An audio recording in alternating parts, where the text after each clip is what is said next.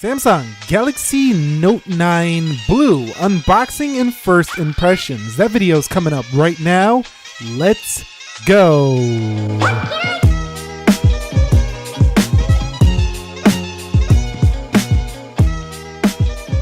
So what is up, guys? Nick here, helping you to master your technology. Finally, it has arrived to the channel, the Samsung Galaxy Note 9, and I got the 512 gig. You can see off to the left, just Samsung Galaxy Note 9 label. We have nothing at the top. Off to the right, there's nothing on the box, and on the rear, we do have what is included in the package, including the Galaxy Note 9, obviously, the S Pen, the wall and USB-C charger, stereo headset, a USB connector, some warranty papers, terms and conditions. Scrolling down, you could just see some FCC stuff and some other things we don't care to read about. This box basically looks like every other Samsung box before it, just changes the front and puts a pen on there, which is kind of unique to the color you get. This one is the blue model, so you get that gold pen. Also, if you pre-order this right now, you can get the AKG N60NC wireless headphones, which is the one I would choose if I was you, because you can go ahead and pair this with your Note 9 on your commute, whether you're on a plane, train, urban environment, and you have a pretty good noise cancellation set of headphones here. They are rated at 15 hours, which is not industry leading on these headphones, but if you want to see more about these, let me know down below. Let's get into the good stuff now. The Samsung Galaxy Note 9 Ocean Blue. Yes, I had to go with the blue one, and I thought it was going to be the same color as the Galaxy S9 Plus, but it's not. It's actually a deeper blue, as you're going to see in just a minute here. But the Galaxy Note 9, further in the box, you can see that we do have ourselves some warranty information, terms and conditions, stuff like this included right in here, which we'll definitely read later. You know when, if you've been on the channel before. Quick reference guide if you are, not knowing how to use your Samsung device. This could help you out a little bit to get started with Samsung account and stuff like that. And here's the phone. Taking that plastic off, take a look at this color. Isn't it a beauty? Definitely, if you're gonna pay $1,000 for a phone, this is how you do it. You make a shiny, beautiful object that definitely screams premium when you do look at it. So if you're not gonna change the design from the Note 8, at least they definitely put a really shiny color here. You do have a fingerprint scanner below the camera with that dual variable aperture camera. We're gonna see how that works out. Probably the same as the Galaxy S9 Plus.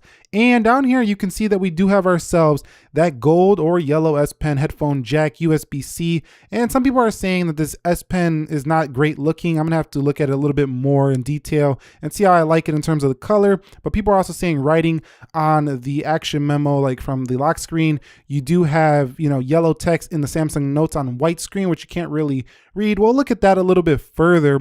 But rest is in the box is you get a USB-C connector. You also get yourself an adaptive fast charger, which is nice to see. We also have AKG headphones. These are just headphone jack headphones. And then you have some more S Pen tips if you need to replace these included right in the box, and some extra earbuds for those headphones if your ears don't fit right out of the box, and another USB cable to go along with that adaptive fast charger. Starting it up, it's simple as ever, just like any other Samsung. We're just gonna skip through the Wi-Fi really quickly, agree to the terms and conditions, and we're gonna type in our name really quickly here, and then you can protect your phone in like 5 different ways. It's really up to you. Face scan, iris scan, fingerprint, whatever you want. Then Google asks you about your information. Then we have the Samsung account, and then we're gonna go ahead and finish up here and get into the Samsung Galaxy Note 9 6.4-inch Super AMOLED display, the best rated smartphone display ever. This seems to always happen every time a new phone comes out. Next month, the iPhone 10 Plus will probably be the best rated smartphone display ever,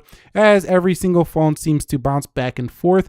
Android 8.1 and Samsung 9.5 out of the gate. So no Android Pie, but I'm sure Samsung's working hard to get that software pushed to their latest device as soon as possible. And you can see, just snapping a quick photo, the software looks very similar, if not identical, to the Galaxy S9 Plus, which is not a bad thing. Hopefully they fix that sensitivity where you would accidentally slide over though.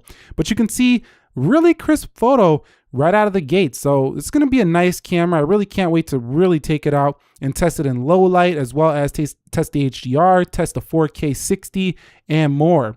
But you can see when you are writing from the lock screen, you now have the same color as your S Pen, in this case, the yellow. So definitely a nice look, a nice touch. It definitely is consistent with the color of the pen, but we're gonna have to see if it's really hard to read that in the white screen like many are claiming that it is. But overall, I think it definitely complements this phone very well based on my first impressions. And you do get the same note features that you got before on the Galaxy Note 8, the live message, translate. You do have screen write, pen up community, all that stuff is still here. So I'm pretty sure this S Pen experience is again going to be the best one you've ever had on a Galaxy Note series. This one having a remote control for taking selfies and stuff like that. I did get the 512 gig. I haven't installed anything. You can see 463.3 gigs available. So TouchWiz does take up quite a bit of space here. You can call it the Samsung Experience version if you don't prefer TouchWiz. And if you add a micro SD card, you can expand this thing up to 1 terabyte. I don't need that much storage, so I just picked up a 256 gig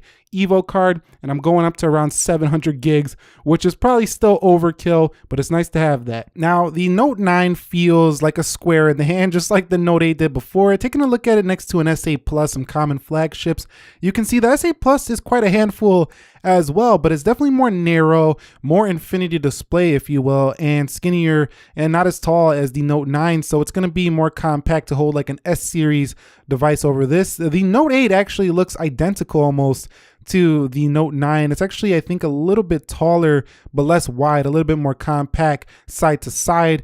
But the Note 8 and the Note 9, we're going to do a full comparison and get down to the nitty gritty, down to the details. But on first impressions, the Note 9 and the Note 8 feel like the same phone, actually. The iPhone 10, though, is definitely a small boy compared to the Note 9. If you're paying $1,000, I would rather get the bigger phone. But the iPhone 10 is going to be upgraded to a 10 Plus. We all know this, bigger phone, so Samsung doesn't hold this for long, this advantage. Now, the OnePlus 6, the budget king basically of Android, is a pretty wide, but still a little more sleeker design than the Note 9, so it's going to feel more compact in the hand. The Note 9 definitely is that big smartphone and still has the edge over most of its competition in terms of being the biggest phone on the block, but it's more square, I think, for writing. So this is why you have an S Pen, and this is why I think it's more square, is so you can go ahead and get a little bit more space for writing. So overall, that's the Note 9. My unboxings and first impressions. I am already seeing